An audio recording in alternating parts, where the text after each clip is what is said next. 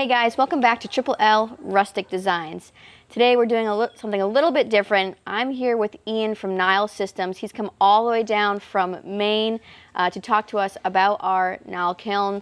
And so Ian, right off the bat, how long have you been with Nyle? So actually, like next week is about my 1-year anniversary with Nyle. I've been drying wood for about 10, 12 years now, give or take. Predominantly at a commercial mill up in Maine, so I've got quite a bit of experience. Nyle's been really, really nice to work with, and I've actually learned a lot about our smaller units rather than just the big commercial stuff, so it's been good. But yeah, next week is about a year exactly. Very cool. Congratulations, that's a good milestone to have.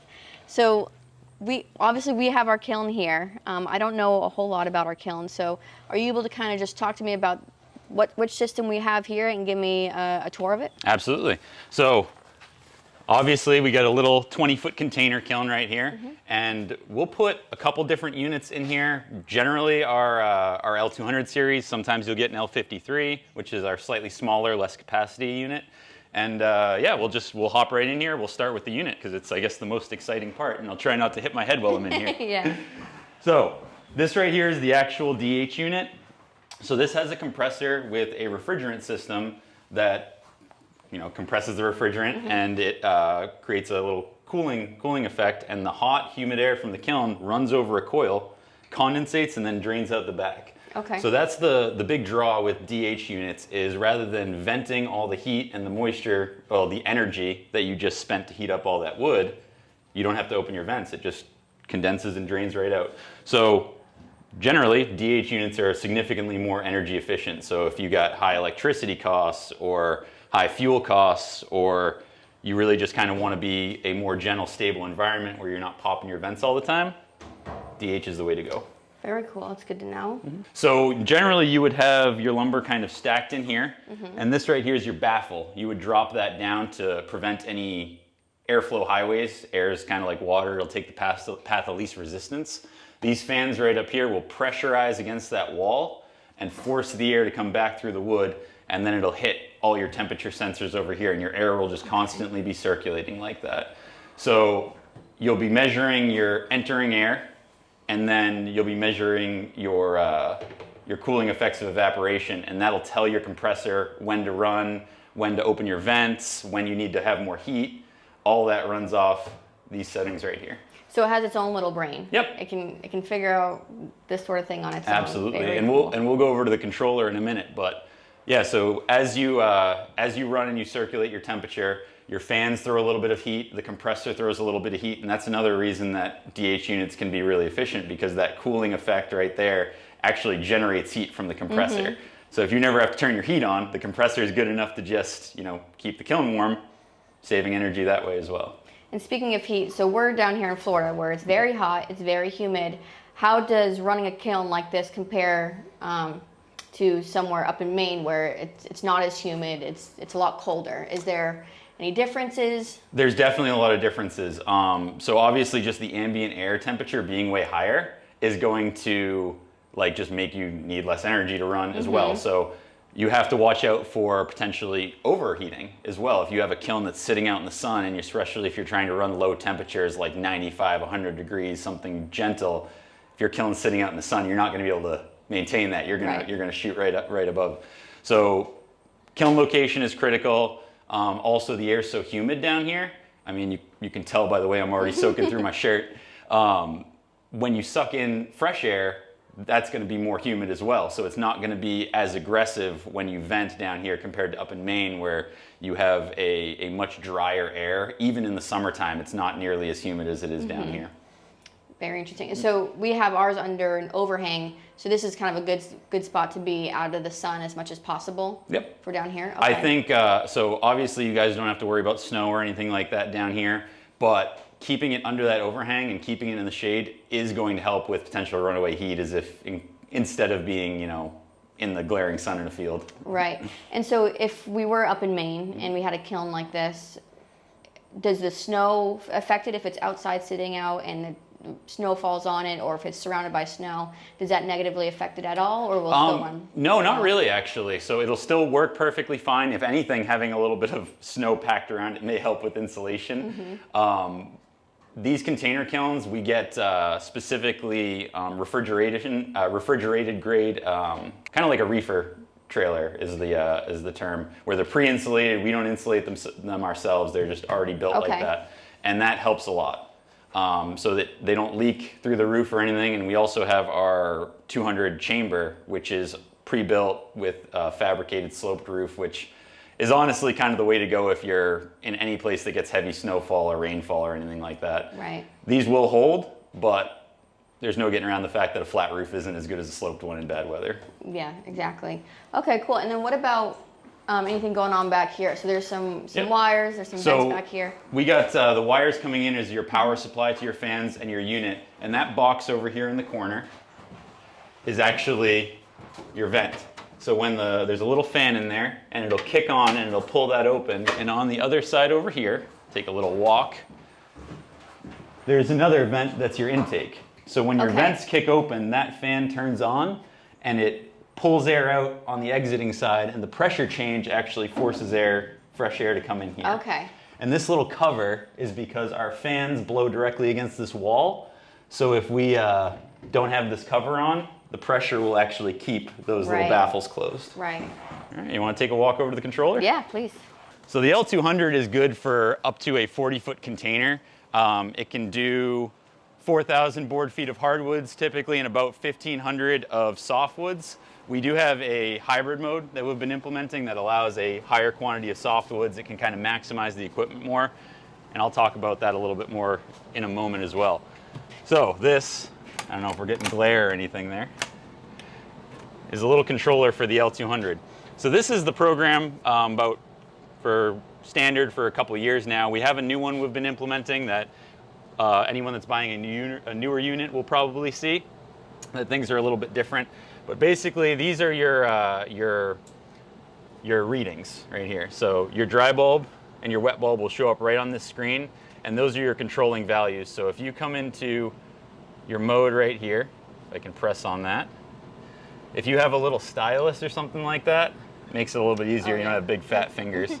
And you can plug your settings in here. So if you look in here, your dry bulb set point is your heater.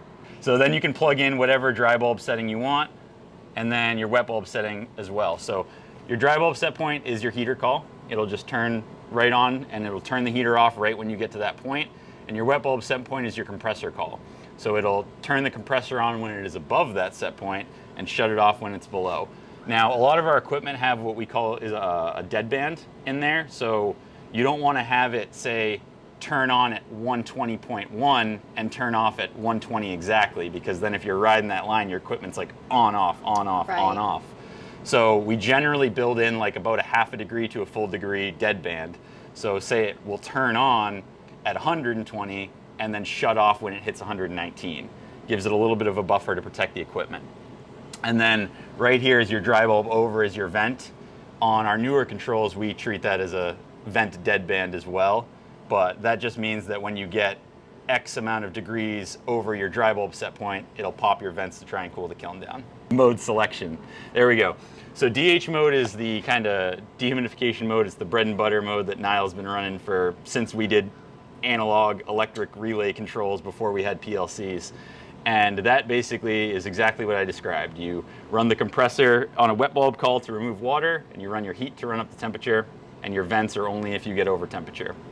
Now this hybrid mode here, that's designed to try and maximize the drying capabilities of the equipment, where you don't have you don't have to worry about getting a certain wet bulb to make the compressor run, and it changes it to kind of a heat call, where the compressor will run once it's safe to do so based off its temperatures, because you have different sensors in the compressor for your suction line and your temperature and pressure.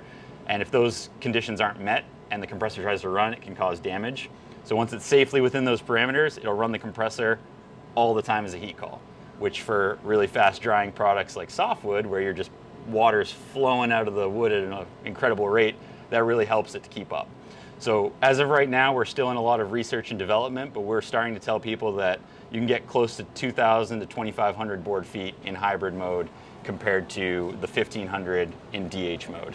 Now, the downside potentially is that when your compressor is always running, it can be harder to equalize. So your lower moisture content pieces can keep dropping and your higher ones won't catch up. Whereas if you're in a DH mode, it can help tighten that grouping. Okay. Yep. We also have a couple other modes on here I'll touch base on real quick. You can plug in a schedule for both DH and hybrid mode, which can make your kiln automatically make adjustments based off time. We have a heat treat and set pitch cycle, which basically shuts off your compressor and just runs your temperature up to make it so that you can get rid of bugs and heat treat and all that kind of stuff. And the dump cycle is actually something we're still working on a little bit for slabs and whatnot, where you heat, shut off your heat, let it set, and then vent all the moisture. And it can be really, really useful for getting that last little bit of water out of stubborn slabs and things like that. Mm-hmm. So based on like the long stack you saw over there, what mode would you run down here for us? I mean, the DH mode? Or? Definitely DH. Okay. Yep. I think if you were going to mess around with anything else, it would be possibly the dump cycle. But DH mode, it's worked for you guys. It's very, very reliable, and it's really, really gentle. It's good for slabs. If I was going to dry slabs, I'd definitely use the DH mode. Yeah. What would you use the hybrid mode for? I use the hybrid if we're doing dimension softwood or like 1-inch pine. Okay. Something thinner where the water's just coming right out and you don't have to worry about damaging it. Because if you're drying softwood, it's got a very high moisture loss per day tolerance. But even if you got a thick slab of, say, pine or something like that, and you hammer it, you can still split it. Mm-hmm. So DH mode, being a little gentler, is safer. And I can talk about that as well once we get past the nuts and bolts of the kiln. But I like talking about the drying rate per day on various species and stuff like that as well. So yeah, that is helpful because we do get a lot of questions. People call here, mm-hmm. and they have questions about drying wood, or they say, hey, yeah, my log or my slab's been sitting out for 6 months, mm-hmm. I'm ready to do something with them. So I think kind of explaining the whole drying process, whether it's hardwood, softwood, would be beneficial as well. Okay. And how the kiln drying versus air drying, the difference between those. Sounds good. Things. So I guess I'll start with just air drying in general. The rule of thumb is if you want to air dry a product down to a usable moisture content is around a year per inch of lumber. That's kind of the general rule of thumb. Your location, the species is going to kind of change that a little bit, but if you ever hear somebody say, I cut a tree down 3 weeks ago and I want to make a table out of it, they're going to be waiting a while if it's air drying. It's just a matter of fact, the wood won't be ready that quick. So if you're down in Florida and you've got a really high relative humidity constantly all the time, it's really good for drying thick slabs and stuff like that you need that tight depression for. So because it is humid down here, mm-hmm. would you suggest air drying slabs, say like out in the open in the sun, or keeping them covered? How would that? So you'd still definitely want to keep them covered, mm-hmm. because as humid as it is, direct sunlight is going to really, really cook that top layer. So when you're air drying, the best thing to do if you don't have a pole barn or something like that is to put some kind of like plywood or corrugated aluminum or something like that on it to protect it, because you don't, regardless of your environment, you don't really want direct sun or direct water exposure. Those can cause over drying in the top layer or staining from the wood and all that mm-hmm. kind of stuff. So even if you have to put it outside, you still want to try to cover it. And if you have something that dries very, very quickly, if you have prevailing winds, you can stack it perpendicular and allow more airflow through. And if you have something that dries slowly and you don't want to risk damaging it, you can stack it parallel to the wind and block the end and help prevent direct airflow that can cause cracking and checking as well. And when you're dealing with slabs, you almost always want to air dry. You can technically dry any product in a kiln, but it is not going to be the most practical use in a lot of situations, especially with thicker slabs. Like if you have, say, fresh cut 4 or 5 inch slabs and you pop them into a kiln, you can dry them and you can dry them effectively, but it's going to take probably months and months and months to do it safely without damaging it, potentially as much as half a year. Whereas you could set it outside for a year or two and then pop it in the kiln to finish it off in a month. So typically any air dry yard that's any commercial slab company that's been doing it for a while, you'll start seeing stacks of lumber outside because they'll realize it's not always super efficient to pop it in the kiln Kind really of quick. like we have here. Yeah, exactly. Is there a moisture content you want to like air dry down to under 20 or something before you put it in there, or is there? So typically, I think the minimum you should go to is fiber saturation. So if you guys aren't familiar with that term, lumber has two types of water in it, or wood in general. It has free water and bound water. And the free water is water that's kind of around all the little cells in the wood, and bound water is inside the cells and chemically bonded to them. So when you start drying, all that free water comes out first, and then once you hit it's around 25 to 28%, you get to the point that all the free water is gone, you start having to pull bound water out. That's when you start shrinking, because the water in the cells is disappearing and the wood starts shrinking down. So you technically, you should be below that fiber saturation before it goes into a kiln, or you're just not really going to be as efficient. If you can get down to 15 to 20% and your final target is like, say, 10 to 12, that's even better. Less time in the kiln, faster turnaround, kind of more efficient. And and each all that. species has a different fiber saturation, like a oak versus a. It's pretty standard in that 25 to 28% range. It'll vary probably mostly individual pieces, because since wood's an organic material, each tree is going to be slightly different. It's why you can have a pack of wood that's all the same species, and one board's a little higher in moisture content, one board's a little lower. It's just, Mother Nature does a lot of things really, really good, but making everything exactly the same isn't really one of them. So then say you have fresh cut slabs and you want to dry them, you want to just throw them in the kiln. What kind of progressive How would you go about it? Yeah, like slowly, or Okay. can you just shock the system? This one, you would want to be very, very slow. I would actually recommend, if you have fresh cut slabs, to almost use the kiln as a pre-dryer out of the gate. You don't turn the heat on, you don't turn the compressor on, you just put on the fans for a little bit, vent a little bit, and you do that for probably several weeks to just try to get that initial moisture out of the shell. Because if you cut a fresh cut tree and you set it outside, I don't know if you guys have ever had stacks big enough that when they're fresh cut and you walk through, you can feel the cool air coming off of them. Yeah, so that's happening immediately, the minute you cut that tree down.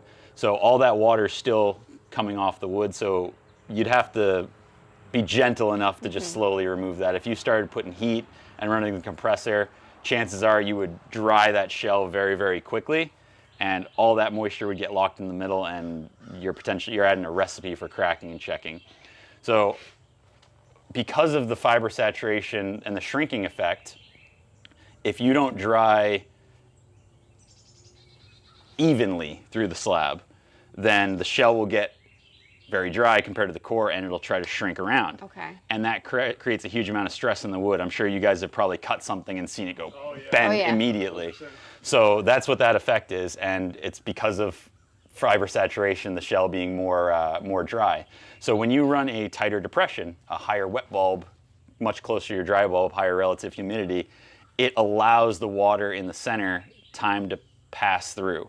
So what you would want to do is, if you were drying slabs in a kiln that were fresh cut, you would want to keep an incredibly high depression as close to your dry bulb as you could, and slowly let the water vapor out, and it would take a very long time. And it'd still be pretty tough to do. You'd be working on it for a good 5 or 6 months if you're dealing with 3 or 4 inch slabs. Right. Yeah. What else could cause cracking? So pith is a big one. The center of a tree, any kind of knot or other defect that's already in the wood is just going to be more prone to cracking around it. But the primary things are drying too quickly and getting a difference in moisture between the core and the shell.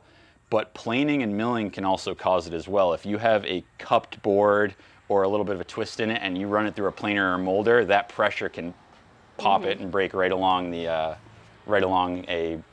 failure point in the cellular structure. What would be the difference between drying slabs versus lumber in a kiln? So every species of lumber has a safe drying rate in terms of moisture loss per day.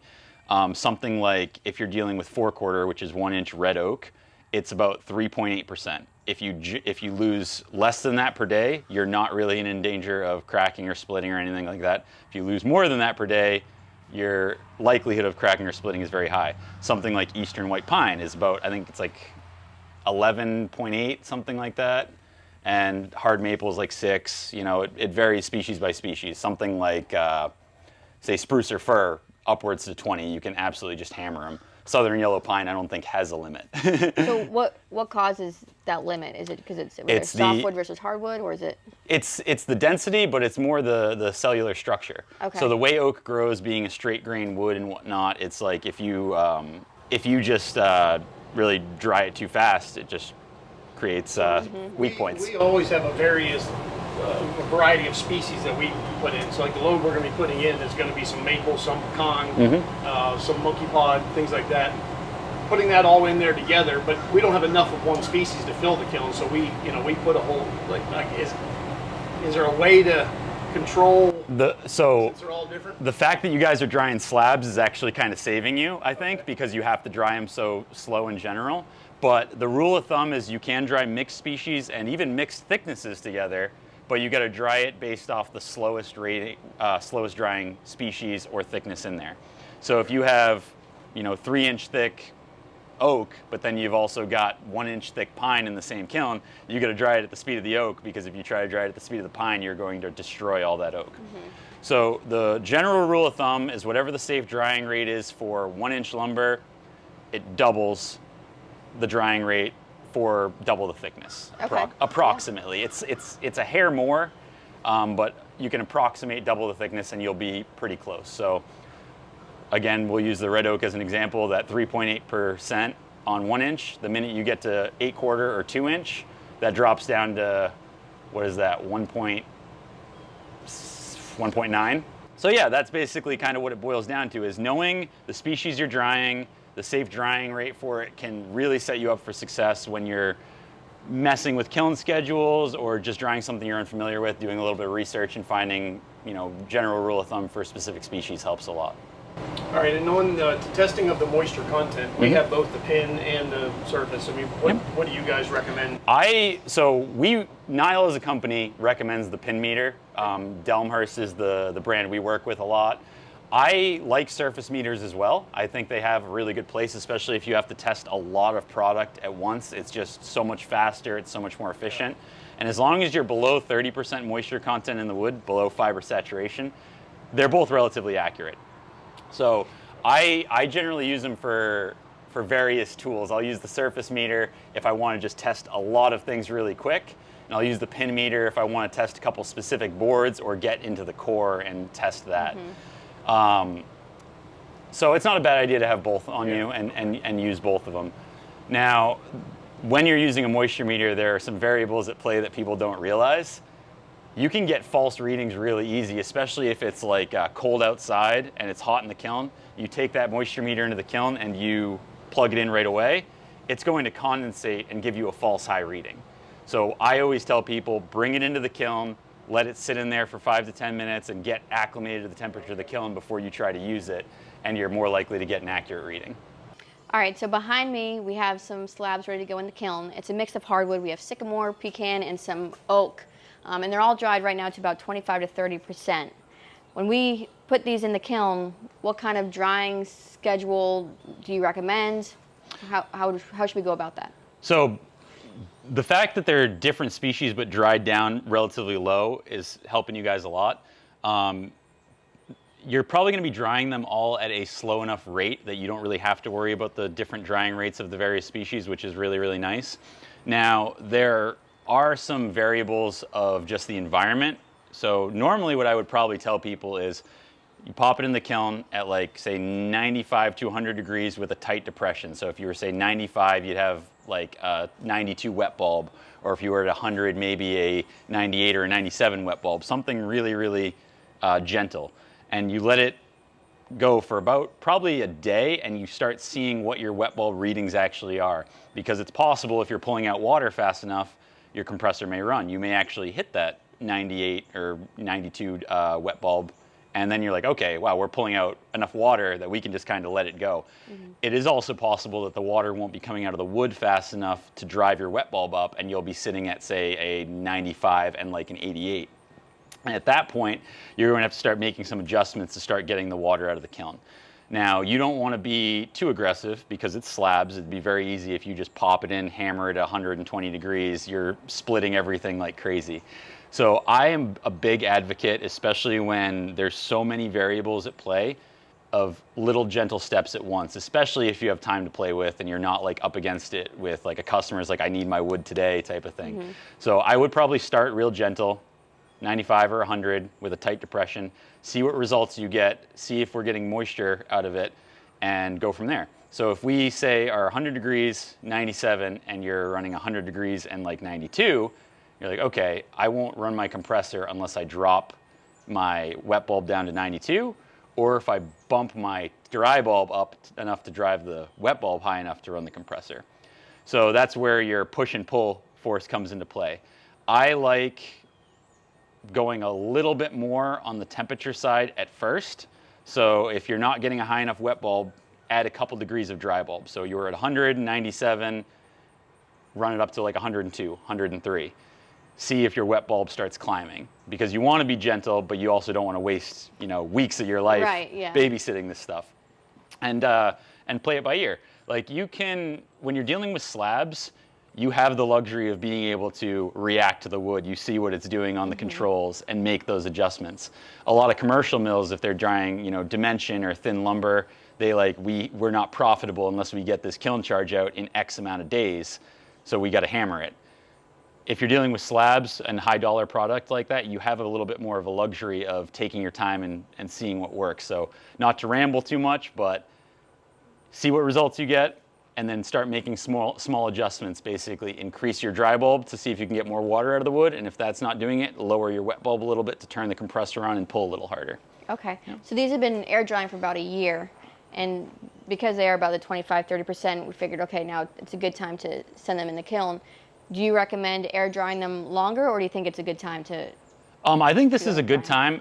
Longer doesn't hurt. Longer is going to mean less time in the kiln, which, depending on your process and how up against it you are time-wise, that could be a good thing. But you can absolutely dry safely down from 25 to 30%. My guess is 3-inch slabs, 25-30%, maybe a little over 2 months, maybe 2.5, give or take. Just on a rough guess.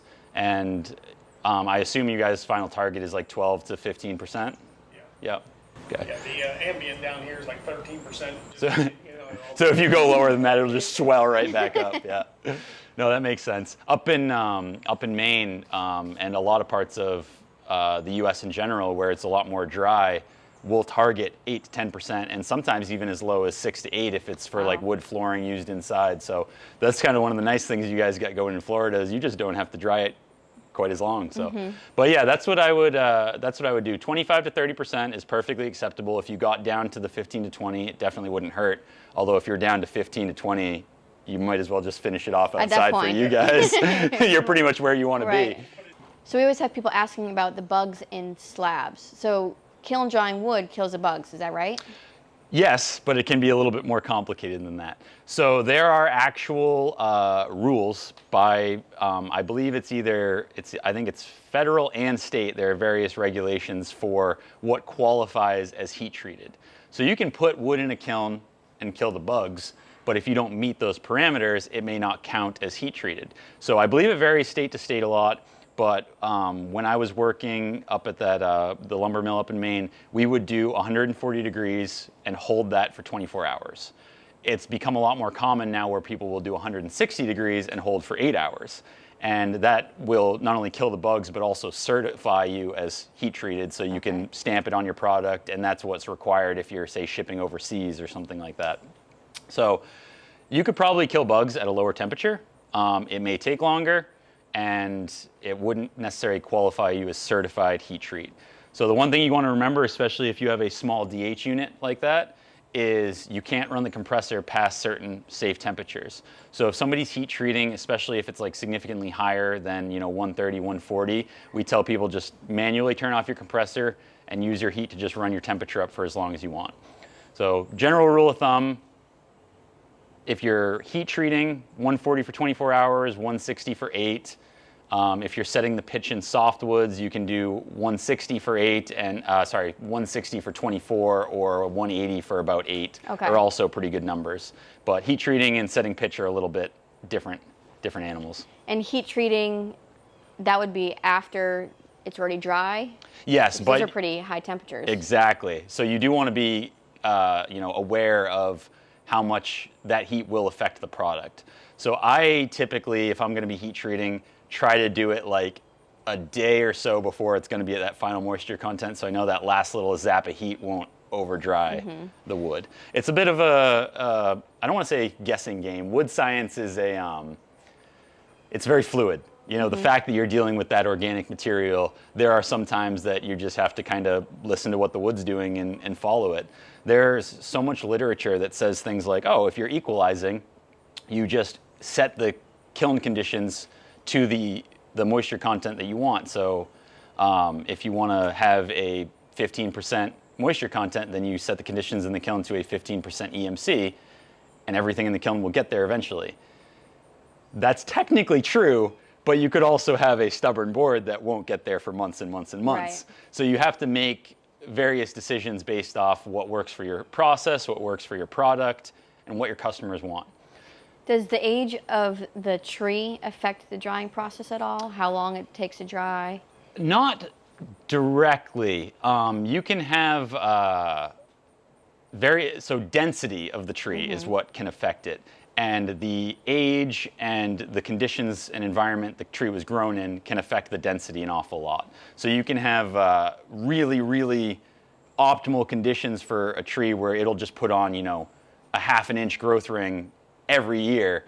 And that tree will actually not be particularly dense because it's growing so fast. But then you have a tree that's in like harsh environments and it's fighting tooth and nail to stay alive. Right. And it makes these tiny little growth rings. And that tree will be very, very dense. And it'll also warp and twist a lot more tightly on the growth rings, typically.